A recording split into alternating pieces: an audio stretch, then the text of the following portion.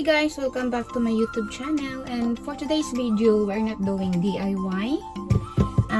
I want to share with you guys the one that I purchased to Amazon, the 5D or 3D painting, diamond painting that I buy for only 58 Saudi Riyal. So when I go to the Amazon application, then I scroll and I find this this product there, and so cheap. What they call this one? The price is low, so I ordered and try this 5D painting, diamond painting. So guys, just now let's unbox this 5D diamond painting. So I'm so excited. So what is inside of my bag? So let's go. Where's my cutter? So I have this big box, but I only purchased one. So what's inside? So let's see what's inside.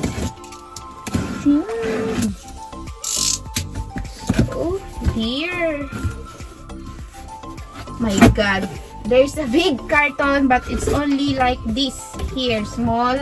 So this is the box of this diamond painting global hot sale. So it's on sale. This product is on sale. Then I buy only 58 Saudi Riyal and Amazon. So guys,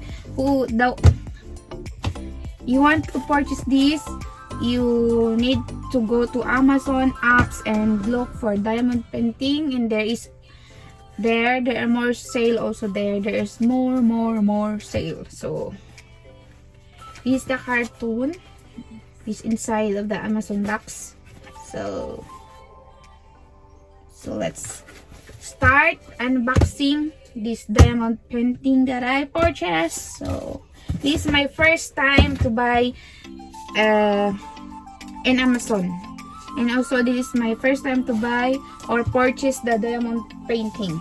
So I want to see what's inside. So this is the carton, and inside is this. No more.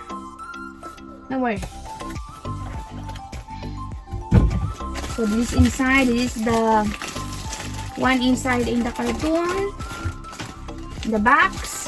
So let's see. So inside is the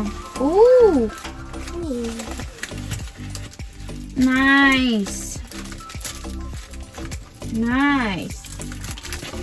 Inside is this one. What they call this one, I have no idea in 5D painting. So let's see. Oh, it's sticky. So this is it, and there's an instruction here, the color of the beads you want, and the number. See. So I purchased this kind of picture here. So this is a panda. I think it's, my god, it's different. I purchased like this. But why? Why it's like this? My god! So this continue. Let's continue. Inside is also have these tools. What is this? What is this? I think this is the pin. I don't know because I have no idea. And this is the wax. Why it's so...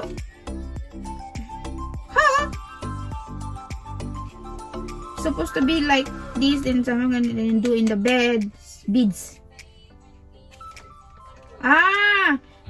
Okay. Sorry.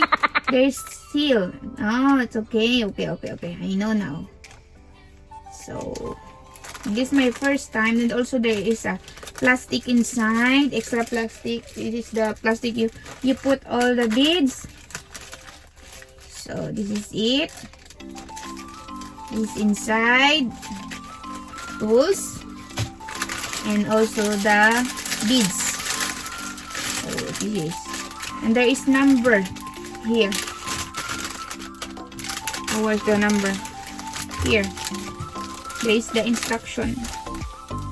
Yay! So it's my first time. I'm so excited to do 5D diamond painting. So this is my first time, guys, to do a 5D diamond painting. But I'm so disappointed because the one that I buy in Amazon is this one, but not this.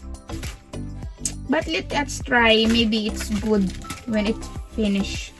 So that is, guys, that my 5D painting that I buy in Amazon. So I check it. So bye bye.